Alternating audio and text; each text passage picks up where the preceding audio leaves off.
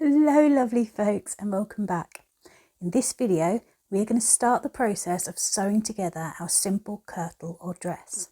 We're going to be focusing on creating the shoulder seams if you're using them and getting your keyhole neckline cut, pinned and hemmed beautifully.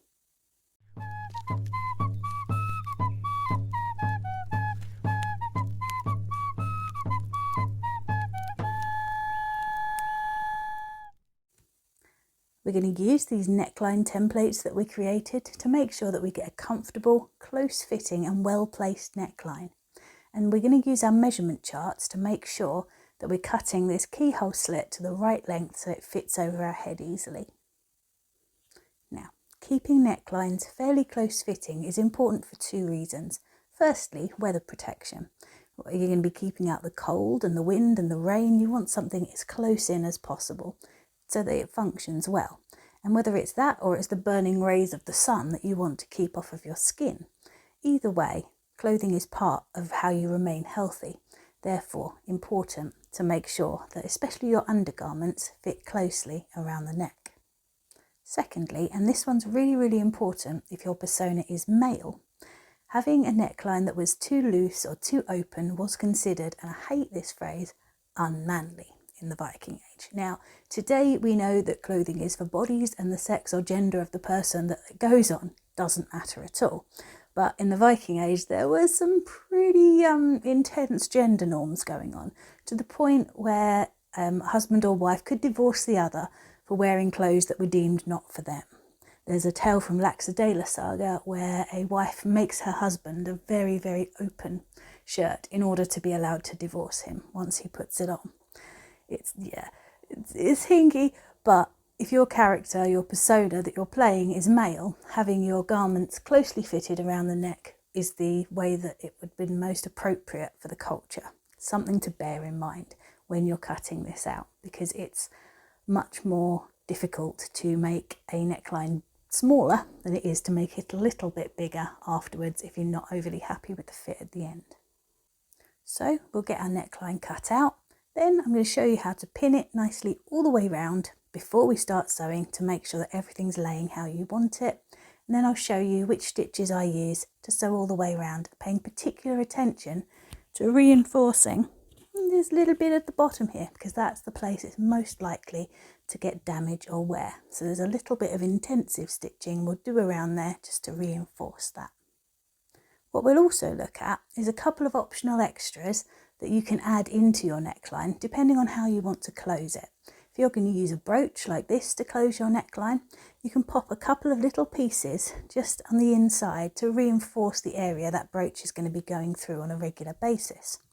Or if your persona is not going to be rich enough to afford a brooch, you may want to add a couple of little ties just to close that neckline properly, and we'll cover those options as we get towards the end of the video. If you've cut your body piece into two pieces, we're going to need to get those two sewn together before we can do anything with the neckline. So that's where we're going to start today. Let's go.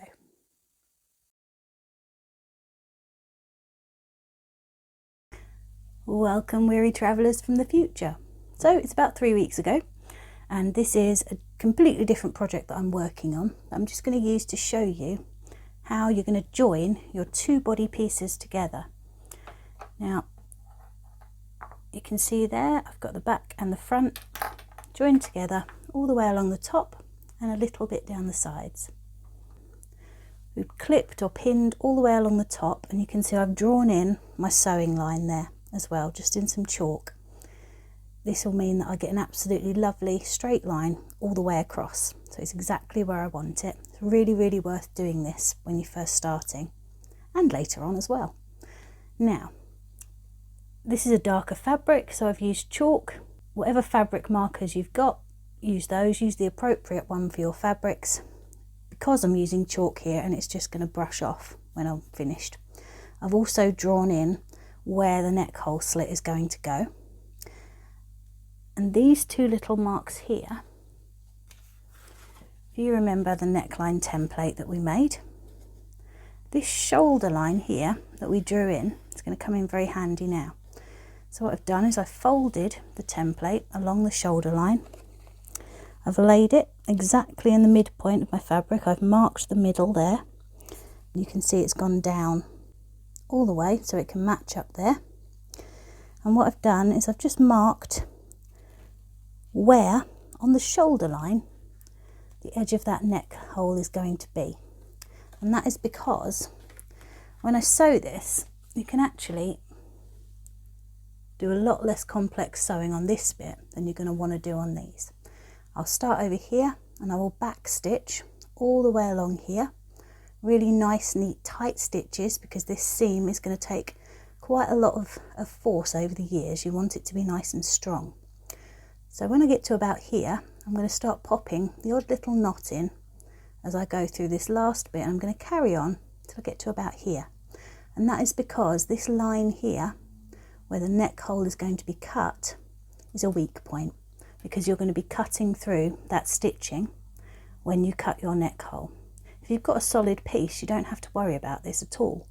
But if you're using a pieced front and back, you're going to need to make sure that area is reinforced. I then carry on with just a straight running stitch just to tack this bit together and keep it all in the right place. Then when I get to here, I'm going to start doing those knotted back stitches again, and then back stitch all the way to this end. Once that's done, we're going to need to split fell it. So hopefully you've watched my video on split felling already and you know what I'm talking about. If not, it's linked up there in the cards. Go and have a look at that. That will explain the mechanisms of a split fell. Now, when all that is sewn together and you're ready to split fell this, so you're going to be turning back the sides, turning under your raw edges and then felling down this seam here. You don't need to do that across the part that you're going to cut out. You can see on this discarded neckline piece here, this is the cutout where you've cut the neck hole. I haven't bothered tacking this down all the way along. That bit was actually sewn on, but the threads come out. But it stops either side of there. So you just fold it. You don't need to fell this part. You just come in by about 1 inch each side just to make sure that that's all tightly felled down. So in the same way as you only used a running stitch on this middle part, you don't need to fully fell all this down. You only need to concentrate on these bits which are going to remain on the garment. You can see how that's going to look on this finished example here. This is my separate front piece, my back. These were back stitched together all the way along with just a running stitch here to hold it all in place. And then when I've come to split fell the seams, I've turned one back that way, one back that way, all the way along, and what you have is a lovely flat seam that's going to sit nicely on the shoulders. I won't go over in detail how to do the back stitch and the split felling here. All that is covered in those earlier videos that I mentioned. So if you're a little bit unsure, go back, have a look at those, and as always, any questions you've got, pop them down in the comments and I'll try and make sure that you know what you're doing. And now, back to the future. Scoodly-doo, scoodly-doo, scoodly-doo, scoodly-doo. And we are back in the present. Well, your present, my past. My future? I don't know. But either way, we're here and we're going to mark out our neckline pieces. What you can see here is the fabric just as it was when I finished cutting it. I've left those clips in place just to keep that edge nice and straight, so it's exactly where I want it. Now we're ready to start working with it. Before I unfold it all, what I'm going to do is just make a little line on the middle here. This side is going to be my front, so this is the inside of the front of my main body piece. I'm going to mark a centre line here, and that will be coming in handy later when we're cutting down to cut out our keyhole slit. So I'm going to do that. I'll be back in a moment.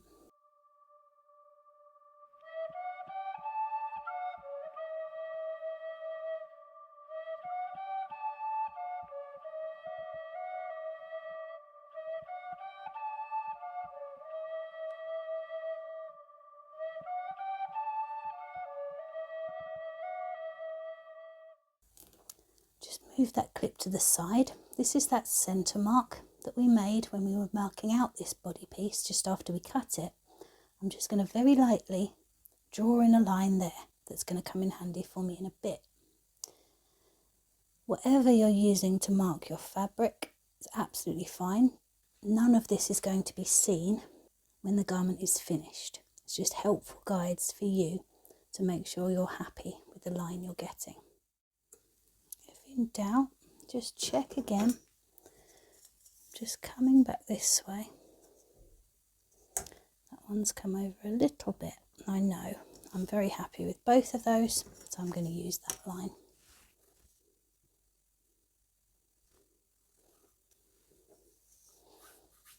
There we go. That's our first step.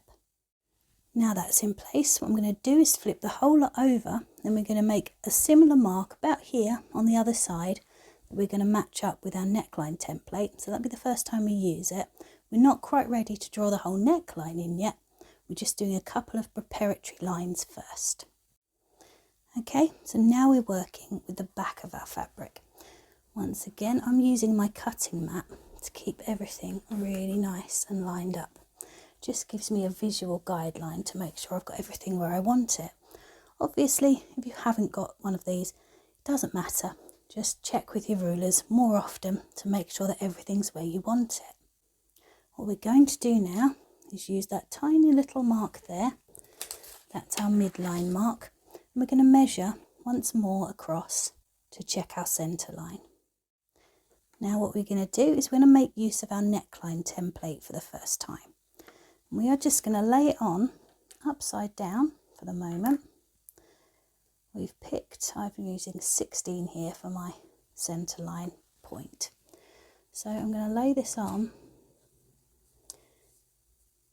just there. With those lines matched up there. That shoulder line marking on the shoulder line. Then I'm going to grab my pencil. Just put a little mark there, and then I'm going to check it all lines up and I'm happy. Yes, I am. So we know when we come to open this all out, that's the point we want that centre line of the neckline template to be. Just in there. And that's going to be folded under and hidden when we're stitching, so that mark won't show.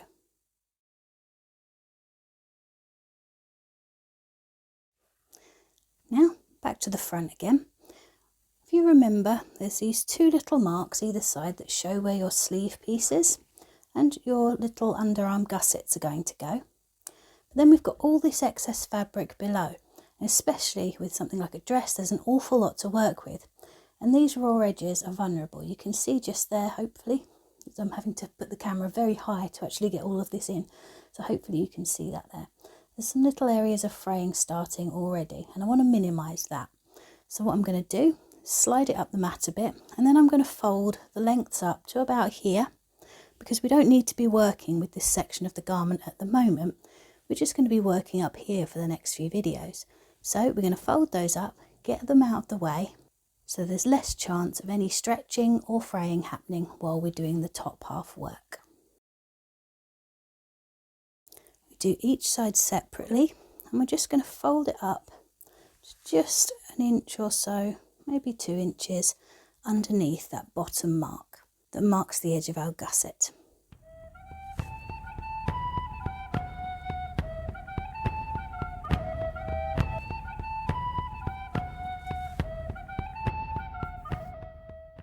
Once those folds are in place, I'm going to pop a couple of large clips all the way around to hold that still.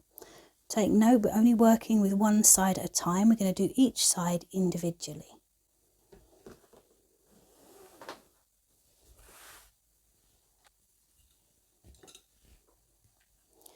I tend to use 5 of these big clips, 3 along the bottom and 1 at each end.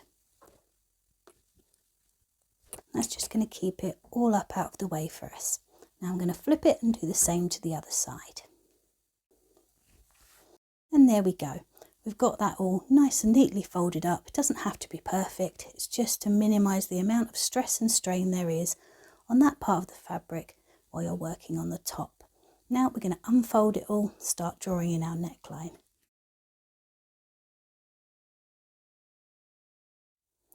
Okay, so we're all spread out now. We can see that line that we drew that's going to guide us when we're making our keyhole slit, and that little mark at the top that's just going to add up to the top of this neckline template here. Hopefully you've made yourself one of these in the size that you want for your undergarment. Keep it nice and close to the neck. I've got a slightly larger one for my overdress, but for my underdress I'm cutting it nice and close into my neck. So we're going to take our neckline template, I'm going to line it up with all of these other marks and lines that we've made so we can get it exactly in the right place. We marked this shoulder line here, that's 1/3 of the circle. That's just a guideline, but it's a nice one for getting that neckline to sit in the right place on your neck so it's comfortable. Because if you do it in the middle, you'll end up feeling a little bit choked. So I'm going to take that point there. I'm going to match up the shoulder. Nope, that's already off. So move that over slightly. Just ease it around until you are happy that that's nice and centered. Now, it's really important at this point to just pop in your cardinal points. In this case, we've got that one there. I'm going to just mark one just there. And on this side, just here.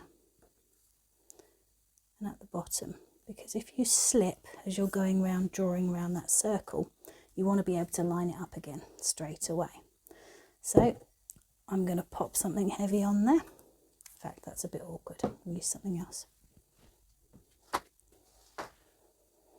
There we go. Frey can help me out. So I'm just going to start sketching around here, getting my neckline in place. Don't just try drawing a straight line. If you've got a pen to do this with, you can just mark points. I'll show you that on the other side. It's not a lot of difference really, but you just got to make sure that you're not letting that fabric move as you draw this line in, because it will want to rough up. If you're using a darker fabric, you can use chalk, and that's a lot more forgiving. You won't see any of these pencil marks. It's on the cut line here, but all this will be folded under and tucked in so you won't see it.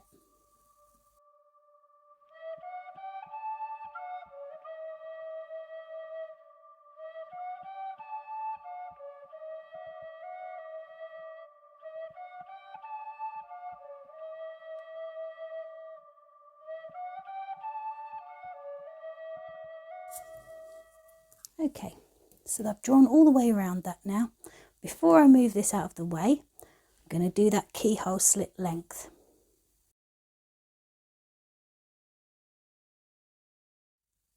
Now, to work out how long you want this slit to be, just use your tape measure and the circumference of head hole measurement that's on your measurement chart that we covered in the How to Measure Yourself video. And someone in the comments of one of my other videos actually did the algebra to work out how you could work this out. That made my brain hurt. Kudos to them, because wow, but no. I use a much simpler method, which is to say that half of our head hole circumference, mine's 24, so it's going to be 12. So what I'm going to do is trace the line out with my tape measure around like this in a teardrop shape, an upside down teardrop, so that we can work out how long a slit will give me enough room to get my head through comfortably. So you start right in the middle like that, lay your tape measure on its edge, and then just carefully go around the first quarter or so, so just below the shoulder line, leaving your seam allowance. I'm using a 1/2 inch seam allowance. It's going to make 1/4 inch finished hems.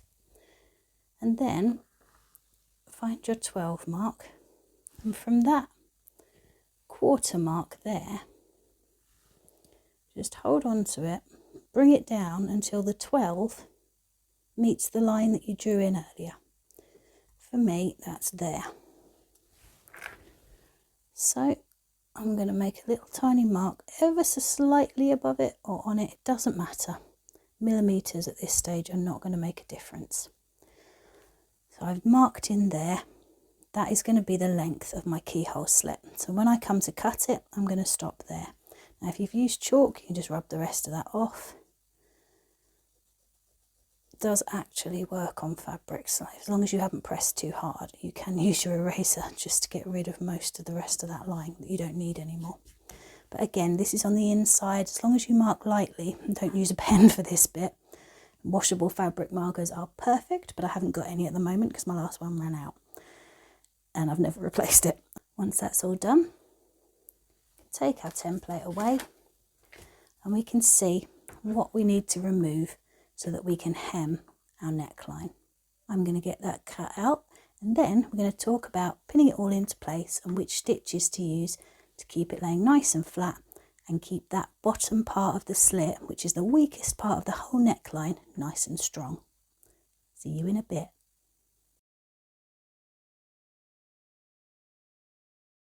Okay, so we've got that cut out. We've cut our keyhole slit down to the point that we've measured. Now we're ready to start pinning everything into place, ready for sewing.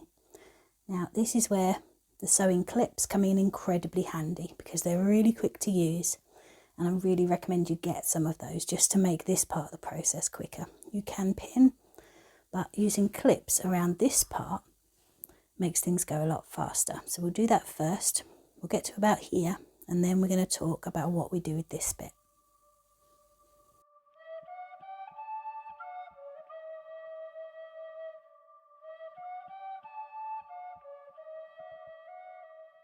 If you've not got that many clips, just lay them out before you start to give you an idea how widely you want to space them.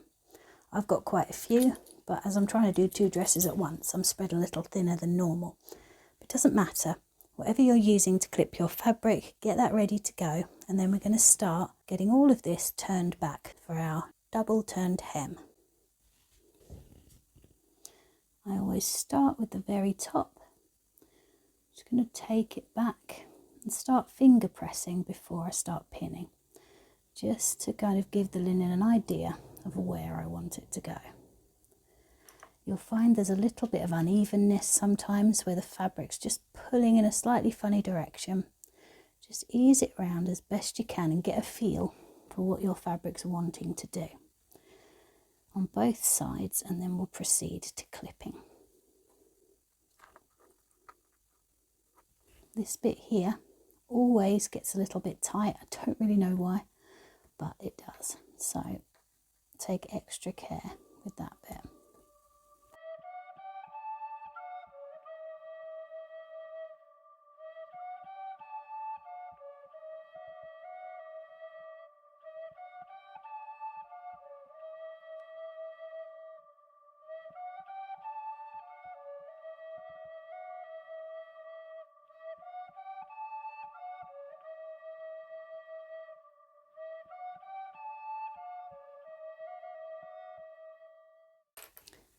So that's our first turn. If you're working in wool, you'd make that a little bit thicker, and you could just tack that all down with a whip stitch like that, because it wouldn't fray anywhere near as much as this linen does.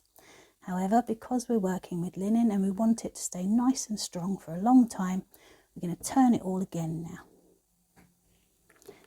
It's not usually this fiddly, one because I do it stood at my ironing board and I can work all the way around and move around the board if I need to get a better angle on things, which I can't do while I'm trying to film. And also this thing doesn't help either. Way to sprain your wrist the day before you plan to film. But now we're just going to work our way around doing the same thing again to get that all nice and neat. And you can flip the clips over, which is what you can't do with pins. You have to unpin each section and do it. But with these, you can just flip them up out the way so they're roughly in the right place, and then pin your quarters and go around and fill in the edges.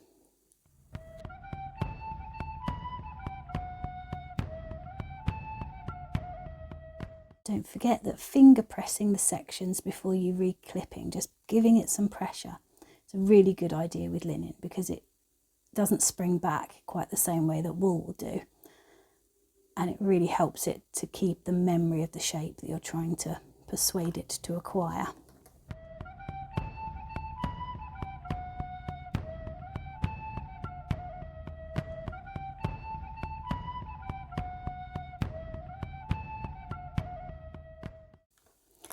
every fabric is going to behave a little bit differently at this stage. This is quite tightly woven, this particular linen. If it's a little bit more loose and floppy, it's sometimes easier to manipulate. This is a little bit stiffer, this particular one. So how deep you can make these without ending up with puckers around your neckline will vary from fabric to fabric. These seams are a little bit smaller than I normally do, just to accommodate that. You're going to need to have a play with your fabric and see what works for you.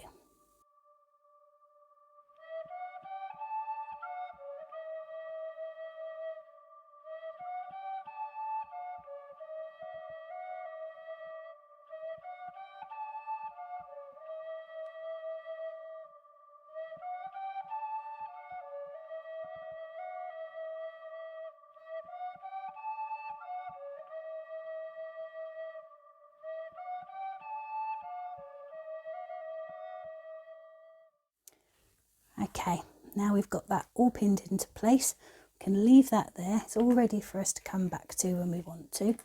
Just make sure you're happy with the pin placement all the way around. And then we're going to come and start on this bit. Now, this one is a little bit different. We're going to be mostly using pins for this section here. And as we did last time, I'm going to start with some finger pressing. Now I'm going to move these out of the way, just up there a little bit, so they're not interfering with what we're doing below. You want to keep these as fine as you possibly can. It gets easier to get them skinnier as you do it more. But what we're going to be doing is folding down to this V shape here. And this bottom is going to have the barest of bare anything, hardly any hem there at all. We're going to reinforce that with some stitching when we come to sew. So manipulate it until you're happy with it. Once you've got the first fold line in place, come up to the top, fold that. A clip right on the very edge. It's ever so fiddly this bit, but it's worth taking the time to just fold it again, wiggle it. Oh, not happy with that. Do it again. Get rid of any loose threads at this stage because they're really hard to tuck into seams that are this small. Pop in a clip right just on the very edge there, really on the edge. Don't want it to get in the way once you've folded over. So once you've done that initial fold, then we're going to come up here. So we folded once at the top, once from the side. We're going to fold down again from the top and then again from the side. So at this point, very carefully, fold this last one over like that. Move the clip round. Then we're going to do the same again.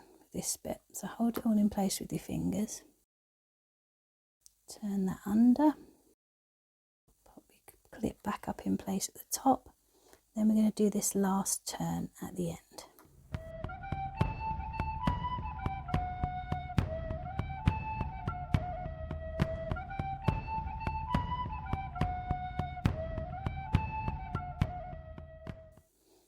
There we go, that's the top done. That clip's just broken. Good timing clip. Just going to borrow that one for a minute and I shall harvest another one for when it's time to actually sew that bit from another project. Don't have multiple projects pinned together at once because you'll run out of pins and clips.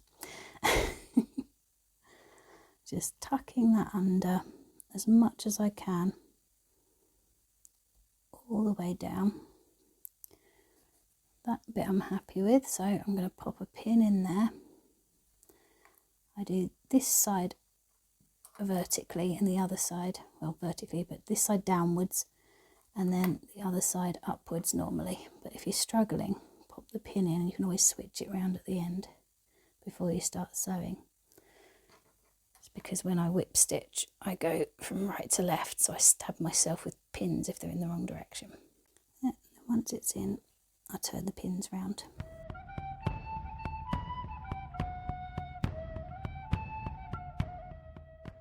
You can see there, that's just popped open as I've been going along. Because it's so small and fiddly, it's difficult. If you've got smaller little tiny pins, it can be a bit easier. As long as everything else is held in place, you can tuck this bit in with your fingers when you get to it. So don't worry too much at this stage.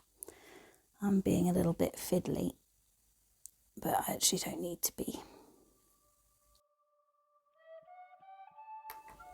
Then we're going to do exactly the same again on the other side. Finger press the first turn into place first of all.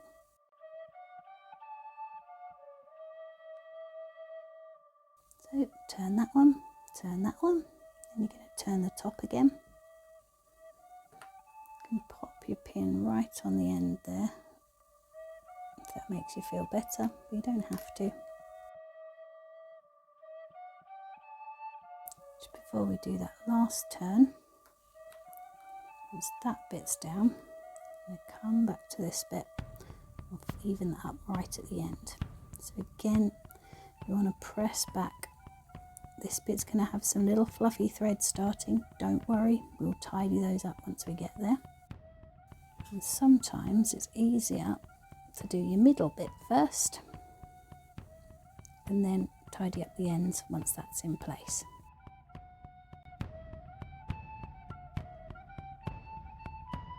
And back up to the top. I'm going to take that last fold over that way. Much fiddly, much frustrate. Pop a clip on it. It wants to ping open and I'm not quite sure what's gone on wrong with that one. I think it's that bit. Don't be afraid to unfold it and do it again if you're not happy. Ow. This wrist does not make this easy. Really do choose the most inconvenient times to injure myself. Ha! Got ya.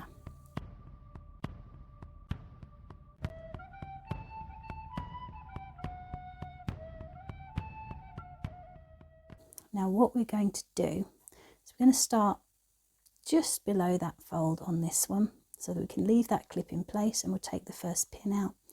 We'll tuck everything into place and we're going to whip stitch down. When we get to about here, we're going to start going all the way around the fabric like a spiral and enclosing all of this. I'll show you that now.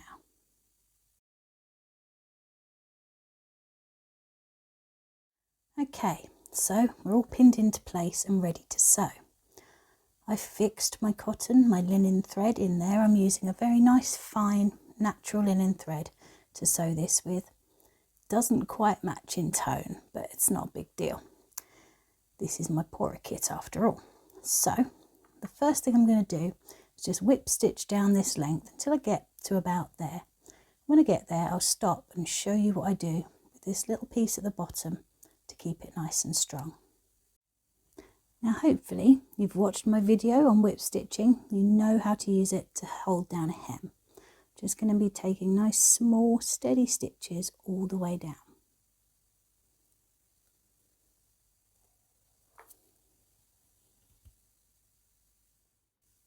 This bit at the beginning is tricky because you've got all of these clips in place in your way. It does get easier once you get round the other side and you're going round, because it's not so much to fight and you're not so worried about things moving out of place.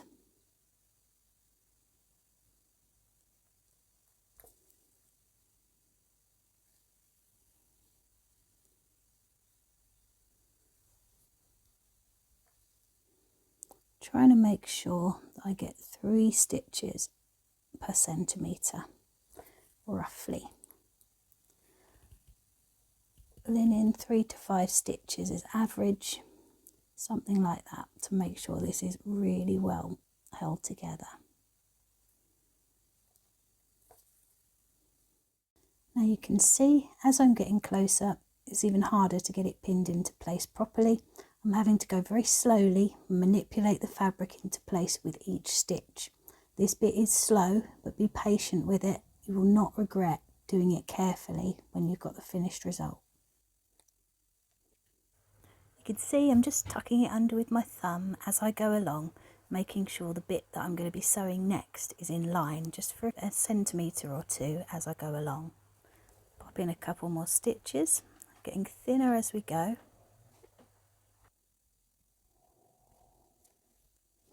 Now, eventually you're going to reach a point where you can't feasibly really roll this fabric any further down easily. What we're going to start doing now is, instead of just catching the fabric and coming up through the roll, you go straight down, out the bottom and around, over and over, to make a really tight bound edge for this last bit here. It's important to go in the back and out the front, because you want this thread, if I show you just the first little one I'm going to do, go in all the way through, out the bottom. What you want to be doing is coming over the top from the front to the back, because that will hold this down on the inside. If you turn it over and worked the other way, came out, went in like that, then you would be pulling that raw edge, that tiny little sliver, forwards rather than tucking it back. That doesn't mean that you can't turn the work over and have a look from the front. Absolutely do that if you're really keen to get this nice and neat. But just remember, down through the back, out through the front and around to the back again. That's our midpoint just there.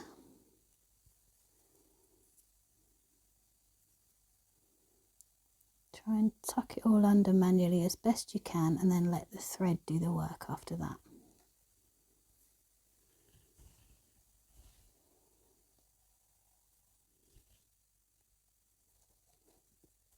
So you can fold over and work this side up if you wish, so that you can keep an eye on where it's coming out at the front.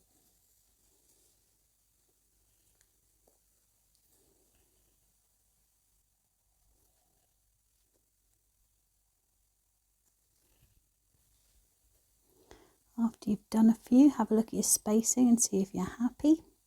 I'd like this to be a little bit denser, so what I'm going to do is flip it over, come back up here a little way, and I'm going to double my thread over. So that's the quickest way, because you'll be doing 2 stitches with every one then. So I'm going to come back up to the top. This linen thread is lovely. It's really, really fine, beautiful to sew with, very hard to find at the moment. However, it is a little bit lightweight for this section. So I'm just going to double up my thread and see how we get on. Leave a little tail hanging out at the end. You can tuck that back in when you're finished.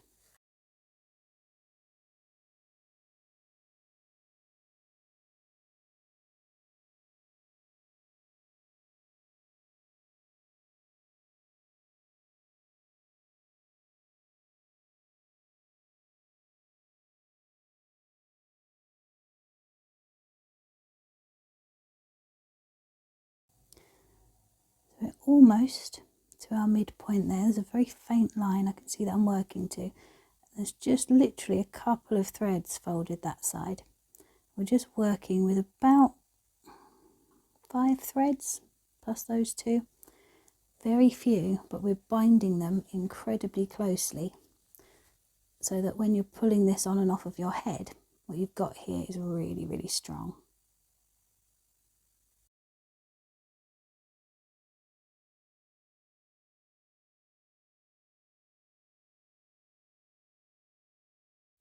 So I've just moved one of my pins down just to mark where I'm going to come up to roughly, and to keep that bit that is turnable just in place there while I do these last few rows.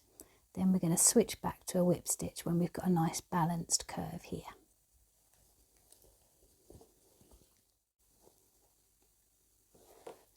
So after a while, just come and check and have a look how it's all sitting. Need maybe another 4 or 5 of those up that way before it's balanced. We'll carry on. Getting close to that pin now. What I'm going to do is take it out and just move it up a tiny bit.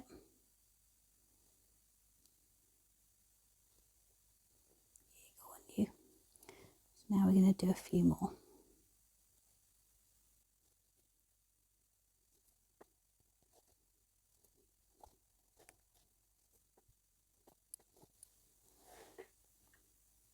Once you're happy that they're roughly even, we're going to flip it over, have a little look, and just use your needle to tuck that fabric in so that this first stitch we make when we're going back to whip stitch is nice and tight.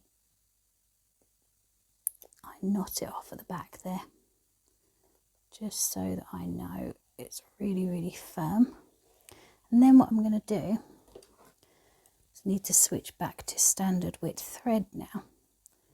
Is I'm going to take a little bit, leave an end that's going to be woven in a bit, and then I've got my single thread back to work with to finish whip stitching all the way back up here. So I've gone all the way round, I've run out of thread. I'm going to tuck that end inside the seam so it's not going to be seen and not going to come undone. Just checking to make sure I'm not poking through on the right side. No, that's fine. Pull that thread tail through and snip it off. Put it a bit tighter than it's going to be. Done.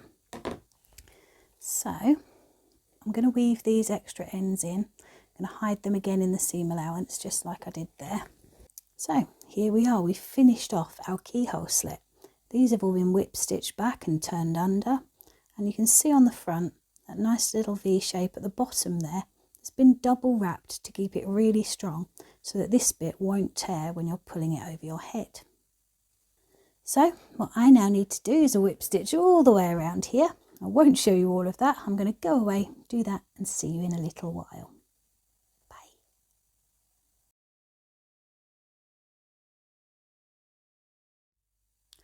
Right, while she's busy doing that, we're going to look at cutting the neckline for the overdress. So it's a very slightly different method. It's a bit more quick and dirty, but because we can't be drawing big lines on this fabric because it's a funny old colour, pencil won't show up on it. I'm going to need to use a pen. I haven't got a fabric pen, as I said, at the moment.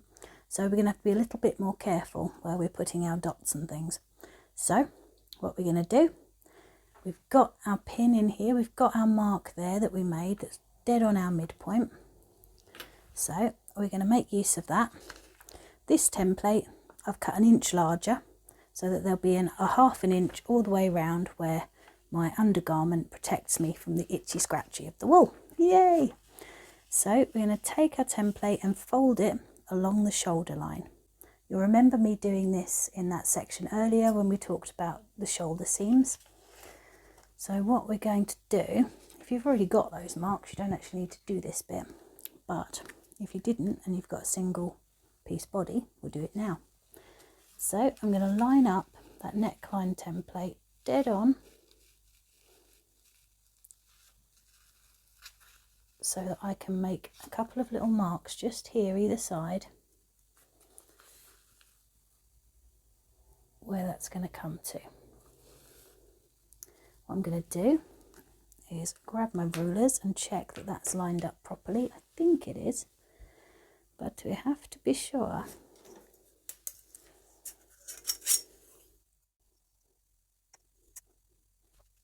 Yep, I'm happy with that.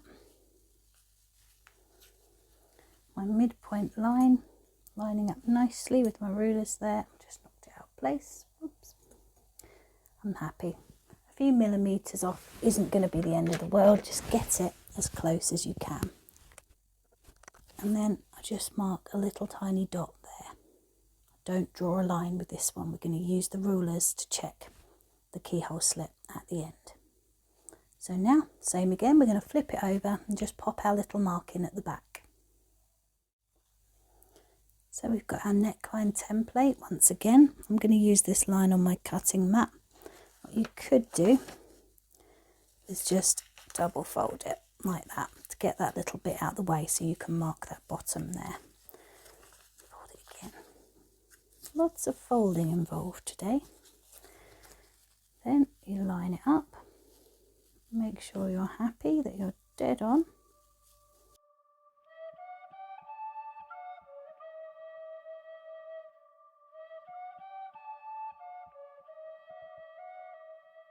pop your dot in there. Make it a little line if you want. Again, that bit's going to be turned under so it won't be seen. I also come up and just lightly sketch in those two little curves there so you can match everything up once we've opened it out.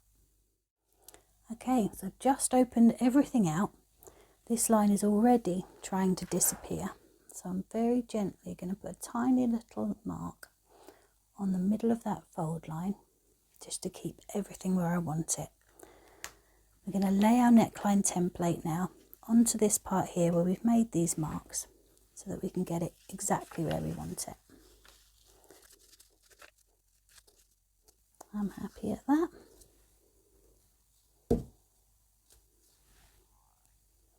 So now I'm going to mark very lightly all the way around to mark my neck hole.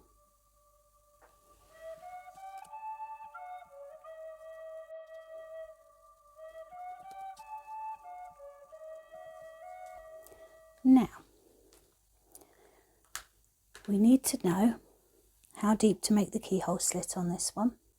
Instead of drawing a line down, which may go through the fabric, this one's pretty thick, but you don't want to risk it. We're going to use our ruler to mark that line that we've just drawn in, and we're going to make sure everything is exactly where we want it. This just here will be the line that I'm marking down to. I'm going to use my other ruler to come in and check that I'm happy with the angle of that. Yep, happy with that now. So that's all going to stay exactly where it is while we grab our tape measure. And the measurement for the head hole is exactly the same as before. You're going to take your tape measure, you're going to leave your 1/2 inch seam allowance. Very carefully, you're going to come round a 1/4 of a circle. Then, once it starts to curve round this way, follow it round. Now you can see, because this is a much larger head hole, the keyhole slit's not going to have to be very long at all. So we're going to keep following it round for a little bit further on this one. And there we go. So that's the point at which I need to mark down my keyhole slit. Pop my mark in and then very carefully draw in my line. That's going to be my cut line for the keyhole slit for this one.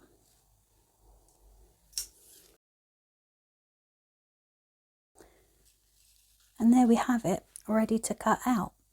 I'm going to do that now, and then I'm going to be back with a little trick I've got to show you for the bottom keyhole slit here. You can use it on linen or wool, back in a mo.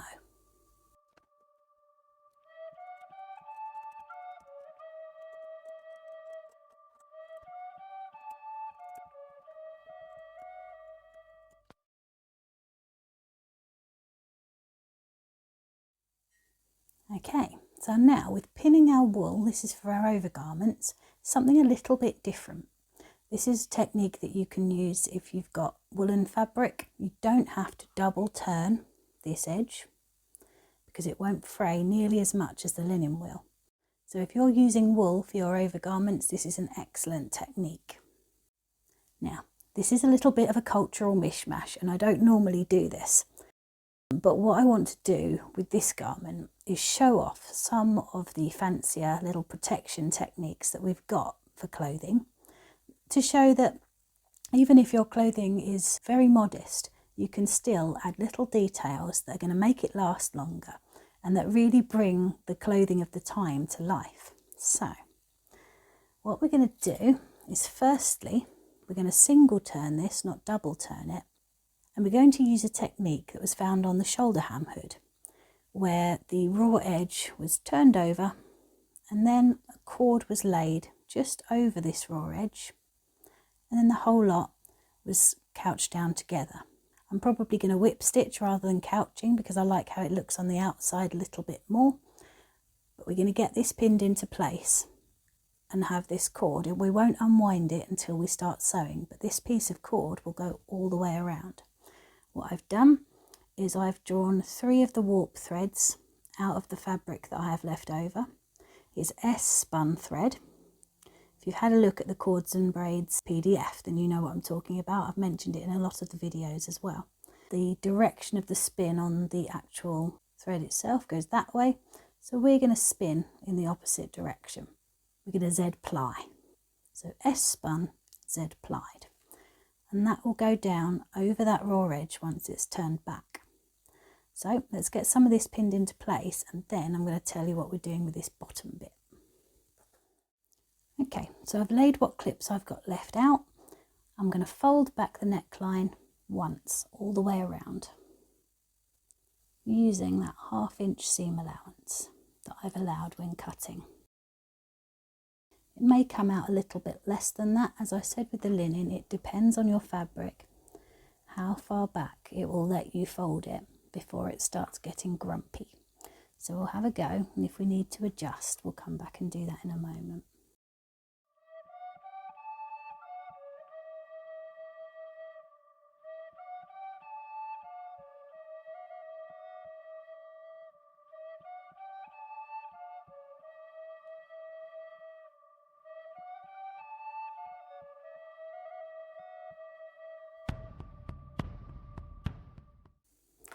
So anywhere there was a bigger gap than I was happy with, I've just popped a pin in for now. Once I get sewing, I can move some of these up and I'll be happier that everything's where I want it to be then. But just get it tacked as much as you can back. And then what I'm going to do is just get the end of this thread here. Tuck it in there with that clip. And then when we come to start that piece, we'll spin it as we go, keeping that tension nice all the way along, so that that cord is going to lay just over the raw edge there, give it a little bit of extra protection. Really lovely detail from the shoulder hem hood there. What we're going to do with this bit is different again. I'm using the same warp threads that I took from the fabric itself. They've been Z plied, and now I am S cabling them. So what I've got here is a 4 strand thickness cord. It's a little bit denser than what's going over the edge there, and that is going to help shape and protect this keyhole neckline. So I'm going to pop it just in there. Have a little look. We've definitely got enough there. Just as this runs along the edge of here, this is going to run along the edge of the turned neckline, and then it's going to provide a lovely anchor at the bottom here when we're doing our stitching round at the end, because this is only a single turn. It's going to need a little bit of reinforcement at the bottom. I can use that cord along the edge there. What you can also choose to do, if you wish, is instead of having it along the edge, you can fold back this part over the cord so that it's entirely contained in there, and that will provide protection. If you're doing a double turned hem, you can use that as well. It just gives a little bit more form to this bit here. What I'm probably going to do is a little bit of extra decorative and protecting stitching around here. We'll see how I feel at the time once I've done the rest of this. So let's get that pinned into place, and then we'll be ready to whip stitch it all down in exactly the same way as we did with the linen. Now before I get that all pinned down, there is another way to secure this corner here that means you've got no raw edges near anywhere that's going to be visible, and that is to turn this corner into itself before you fold these down. So you can do it nice and firmly back like that, fold down, and then the same again with this piece, so that you're folding all those raw edges into the middle. Whack a clip on it quickly so it doesn't ping open. That means that when you come to sew that all together, none of these raw edges are going to be visible.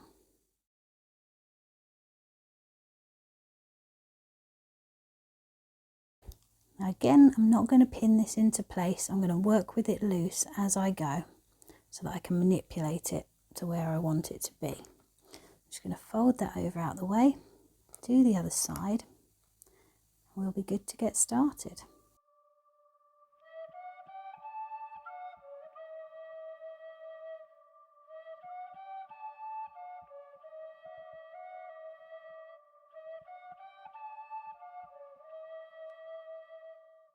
Okay, now that all looks like complete chaos. I do understand that looks exceedingly strange, but once we get sewing, it'll all come together.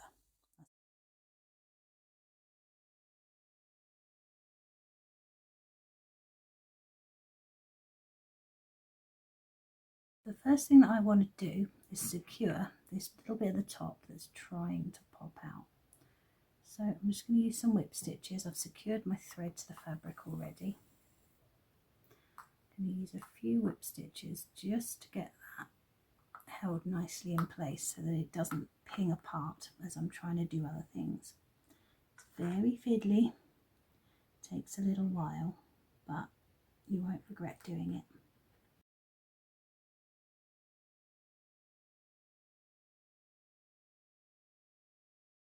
The thread that I'm using here is once again that same warp thread that I've teased out of the offcuts of the fabric.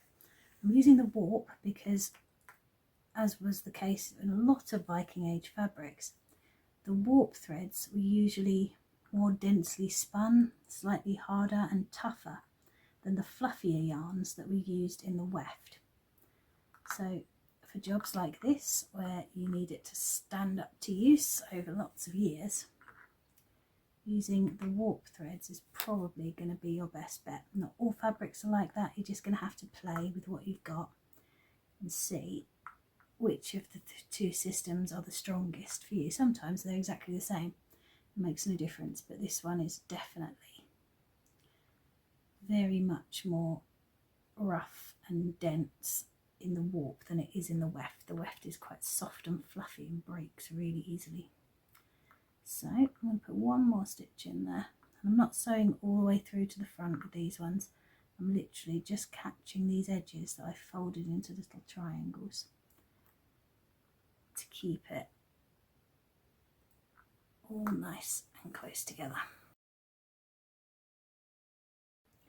Please excuse my crackly voice today because it has been one of the most stressful weeks I've had in a very long time, so I'm a little bit croaky. Do apologise for that, and I hope you can still understand everything okay. So what I'm now going to do is put one stitch all the way through to anchor this down. It all looks very flimsy at the moment, but it won't be at all once it's all sewn together properly. I've just made a little knot with that stitch as well. Sorry, I just hit the camera. Okay, so now we are ready to start laying on that little cable cord I made. So this is a double length, 2 strands. Applied the strands together and then held it in the middle, let it spring back, and it's now a cabled cord. It's 4 strands in there. That means I've got a nice little loop right at the top. I'm going to take my needle through to anchor it down. Just going to catch that in with another whip stitch before I go any further.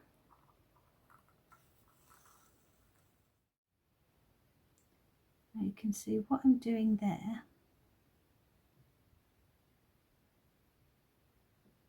Spinning that thread towards me. I'm working right to left, spinning it towards me so that it's S cabled. It was originally S spun thread, then it was Z plied, and now it's S cabled.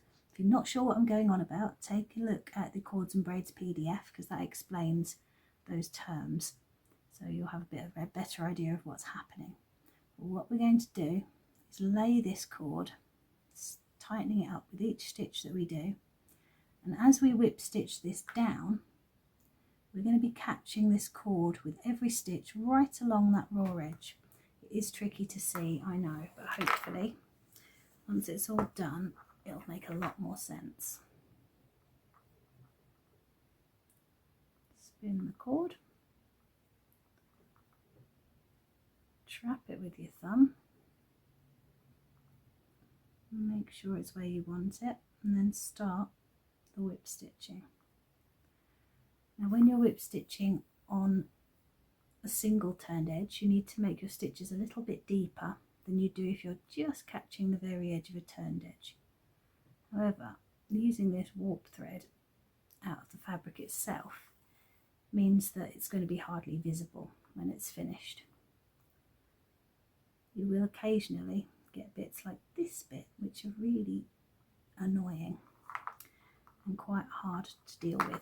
This is fiddly, but it will be worth it in the end. Spin it, trap it, stitch it down. Don't stitch your thumb. Now as you get further and further down towards this point at the bottom here, it's really going to start to fight you. You'll watch me fiddling around and it looks like a complete nightmare. It's a lot easier when you're not trying to keep your head out of the way for a camera. So don't panic, you will get the hang of this, I promise. Now I've just noticed that that pen mark is going to be quite visible there, so I'm just going to take that out. Just that one thread if I can. And probably make sure that gets tucked back under, that'd be fine. If it was too obvious I would have taken it out, but I don't think it is. Right, time to crack on.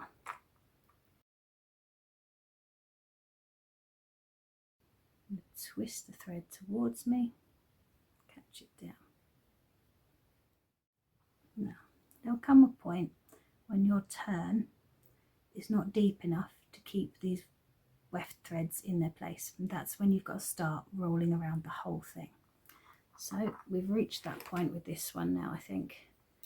So we've got to be very careful, and what we're going to do is just start to bring this forward a little way. So it's a little bit more visible on the right side, and we're going to wrap round the entire lot with our thread. Probably won't need to double up your thread on wool because it's a denser thread anyway, but we'll have a go. And if we do decide it's looking a bit sparse, then we will double our thread up. But let's have a go, just a single thread first.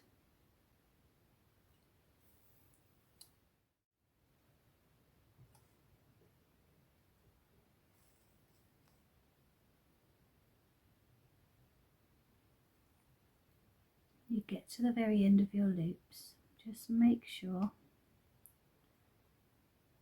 that you're keeping them as perpendicular as you can. Try not to go off in either direction when you come up from the back. So come up, try and keep that loop straight there. Don't let it wander off to either side. It will want to go this way, unless you're left-handed, in which case it will want to go the other way. But just hold on to it, guide it to where you want it to be, so that that last little pull leaves it exactly where you want it. So we've come round, just finished that little bottom V. I'm going to go up to about here to match both sides, and then once it becomes possible to catch that down with a bit of a turn there, we'll just carry on whip stitching up.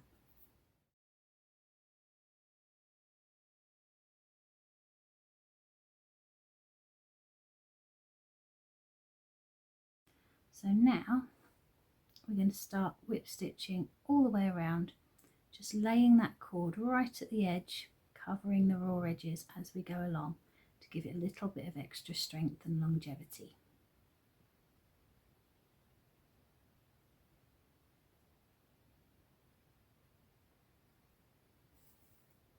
Come back to this corner where it's all fluffy and annoying. Don't worry, very soon it will be a lot neater.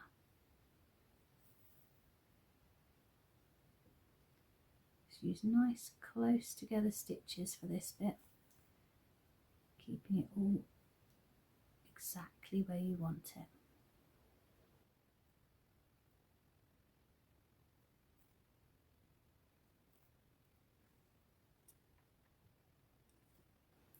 You can see there with that clip, I've just pinned literally the next bit along. I haven't pinned it all the way around, and I wouldn't do, because you can't know what your tension is going to be like. And if you pin it first and the tension isn't right, you've got an awful lot of messing about to do. I don't like that. So it looks a little bit rough on the inside, but when you turn it over, completely different. Now those are a little bit uneven. You may want to go round and go around that edge again. I'm going to do something a little bit different with this bit, which you'll see later on. So I'll get myself some more warp threads pulled so that I can carry on sewing with them. They're not quite as strong as I thought they were, but we can work with them. And I'll do all the way around and be back to see you in a little bit with 2 hemmed necklines.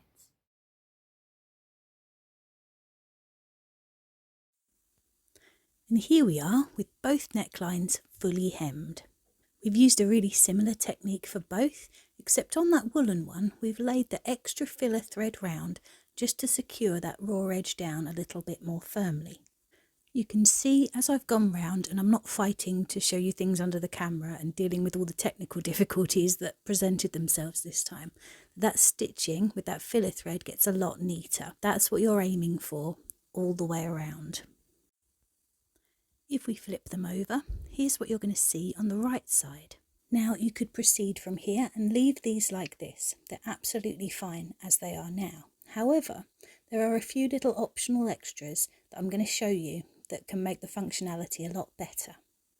So we're going to start with adding some simple ties to our linen neckline, and then I'm going to show you how to add some reinforcement for where your brooches will pierce your fabric if you're using a brooch to close your neckline. And I'm going to show you how to add a decorative edge to that neckline using a cord to give it a little bit of extra protection. Let's go.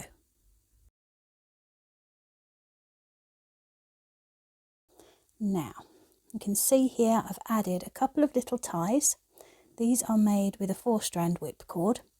I've used thread from the fabric itself, the bits I had left from the offcuts, just to make these ties that really subtly match the rest of it. All these have been whip stitched down all the way along, lovely and neat, so it should lay nice and flat against your neck and be really comfortable. If we undo this, show you just inside here, as you can see it all runs down. Now I use that natural linen thread for the bottom. That's not going to show very much, but again what I've done is teased out threads from this linen because it's a really particular shade that's quite unusual, and I didn't want the stitching to show. That is always an option, to take a little bit of your offcuts and just tease the thread out and use that to sew with. Sometimes you need to wax it, but not always. It depends on the thread. This stuff is absolutely lovely and strong, which is why it was quite hard to turn back that neckline, because it's a really lovely fine strong weave. So these ties here, I've just tied in the thread just in there. What I normally do is put half in, make it double length, and then use the 4 strands so that there's no lump here. But unfortunately I didn't have a piece long enough to do that this time. So I've just tied it in there. You see a couple of stitches on the outside, but it's not very visible at all. You can find the video guide to making this cord in my Cords and Braids playlist. By using the timestamps in the description, you can skip straight to the basic method at 11 minutes 22. Or if you've downloaded the PDF, it's in there as well.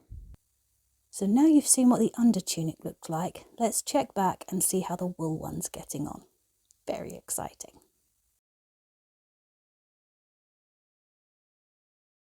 Now, you can absolutely leave these just as they are, job done. However, if you think you're going to be using a brooch and you like a little bit of reinforcement where that pin's going to go through, you can make yourself some of these. Now normally I would advise adding these in before you turn your hems under, so that one raw edge would get caught under everything else. But I forgot about that because I was really excited to get all this bit done.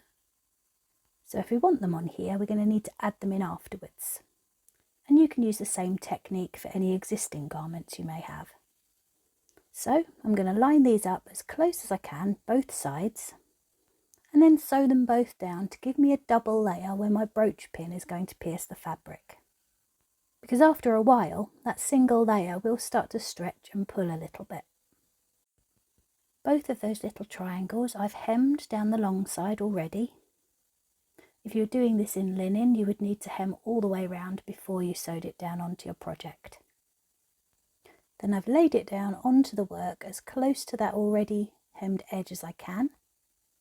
And then I'm going to use the same technique as I've done for hemming the neckline and go round with a laid cord over that raw edge to keep it all nice and neat and strong.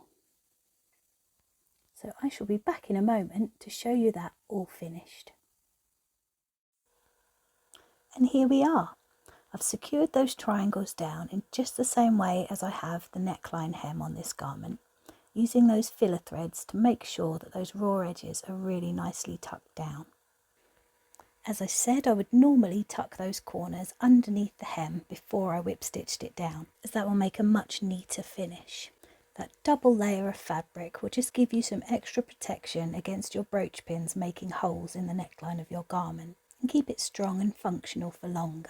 This isn't a Viking Age technique, this is a modern technique that I'm adapted to use for my kit, but as it won't show on the outside, it's one that you can confidently use if you wish. That said, let's have a look at the right side. And here we are. Using that warp thread for the stitching means that it's practically invisible. You can also make smaller versions to reinforce where you're going to add in your cords. If you're using a cord that you can't just fix inside the hem, you can use this technique to provide some reinforcement so that when you're tying those cords over time, you won't end up with holes to repair.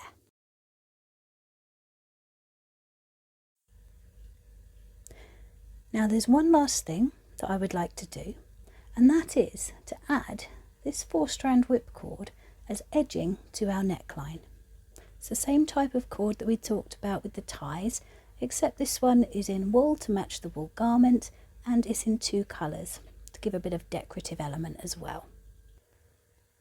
And what we're going to do with this is just whip stitch it edge to edge all the way around this neckline and right down into the keyhole slit to give it a little bit of extra protection.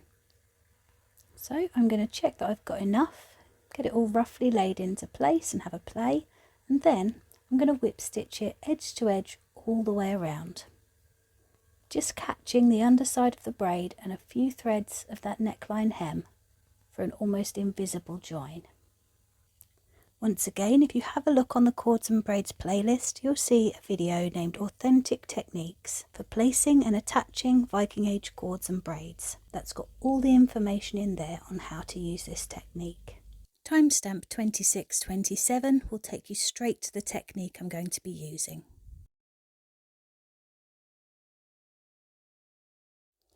And here we have our finished wool neckline.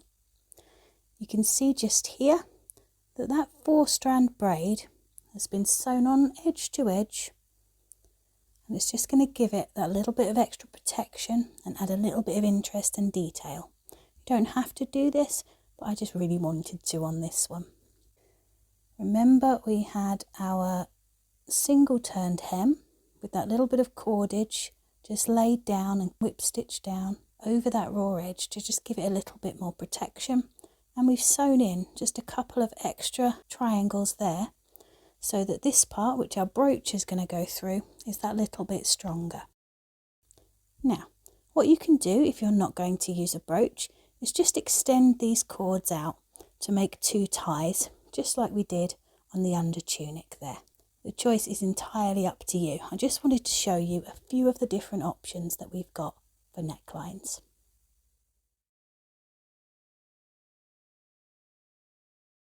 And here they are, our simple turned neckline on the linen undergarment with the linen tie to match, and the woolen over tunic with its lovely braid detail all the way around.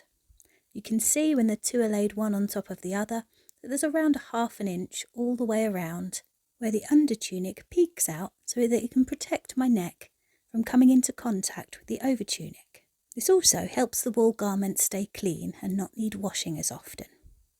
Lovely. So here we are, we're all done with our neckline pieces. It's such a relief for me once I've got that done and I'm happy with it. I can move on to doing the rest of my sewing knowing I don't need to come back to it at the end. It's a great relief. Now, this neckline is a very basic keyhole neckline. There are other options for your kit. As you get further down the line and start investigating different finds, you'll find a variety of different things that you could try. However, this basic keyhole is suitable for any period during the Viking Age and any place as well. So it's a really good addition to your skill set. If you've got any questions, let me know. I'll try and get those answered for you. The next video is going to be about attaching our sleeve pieces at the shoulders and starting to work with those underarm gussets that give you a little bit of extra movement in your clothing. So get those necklines all finished and squared away, and I will see you in the next one. Have a wonderful day, folks. Bye.